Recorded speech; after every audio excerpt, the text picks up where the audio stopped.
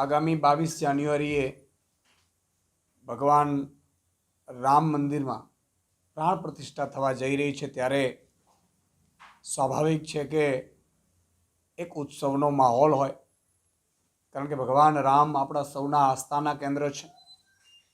ભગવાન રામના રામ રાજ્યની આપણે પરિકલ્પના કરી રહ્યા છીએ. વર્ષોથી એક તમન્ના છે કે રામ રાજ્ય હોવું જોઈએ. ભગવાન રામની એક પરિકલ્પના હતી કે નાનામાં નાનો ખેડૂત હોય, ગરીબ હોય, વંચિત હોય, શોષિત હોય, એ પણ જ્યારે ભગવાન રામ વનવાસ જતા હતા ત્યારે ભરતને કીધેલું કે કોઈ દુઃખી ન હોવું જોઈએ, સૌ સુખી રહેવા જોઈએ, માતા બેન દીકરીઓની ઇજ્જત થતી હોય. અને એ પરિકલ્પનામાં ક્યાંક આમ આદમી પાર્ટી ભગવાન રામની પરિકલ્પના અંતર્ગત થોડું બહુ ચાલવાની કોશિશ કરી રહી છે. ત્યારે આ પ્રાણ પ્રતિષ્ઠાના મહોત્સવમાં આમ આદમી પાર્ટી ગુજરાત યુનિટે 3 દિવસીય કાર્યક્રમનું આયોજન કરવા જઈ રહી છે. 20 તારીખને શનિવારે તમામ જિલ્લા અને મહાનગરપાલિકાના મથકો ઉપર અમે સુંદરકાંડના પાઠનું આયોજન કરવા જઈ રહ્યા છીએ. સુંદરકાંડના પાઠ એ તમામ જિલ્લા અને મહાનગરપાલિકાના મથકો ઉપર 20 તારીખ એટલે કે શનિવારે કરવામાં આવશે.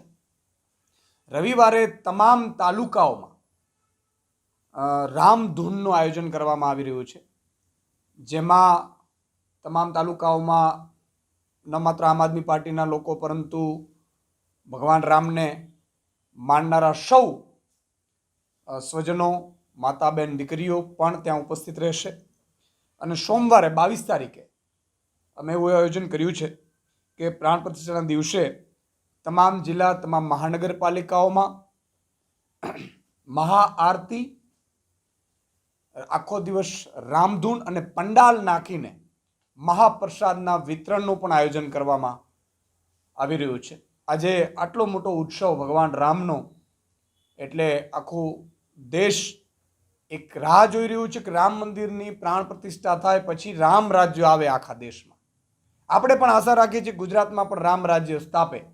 2027માં ભગવાન રામની કૃપા હોય તો ખેડૂતો, વંચિતો, ગરીબો, શોષિતોનું કંઈક સારું થાય. અને એના ભાગરૂપે આ 3 દિવસીય કાર્યક્રમ કરી ભગવાન રામને પણ પ્રાર્થના કરીશું કે અહીંયા જે પણ અત્યાર સુધી ત્રુટિઓ રહી ગઈ હોય એ પૂરી કરી સારું શિક્ષણ મળે, તમામ નાગરિકને સારું આરોગ્ય મળે, તમામ નાગરિકને માતા બેન દીકરીઓને મોંઘવારીમાંથી રાહત મળે, ગરીબ વંચિત શોષિતો માટે સારી વ્યવસ્થાઓ થાય. આ તમામ મુદ્દે પ્રાર્થના પણ કરીશું.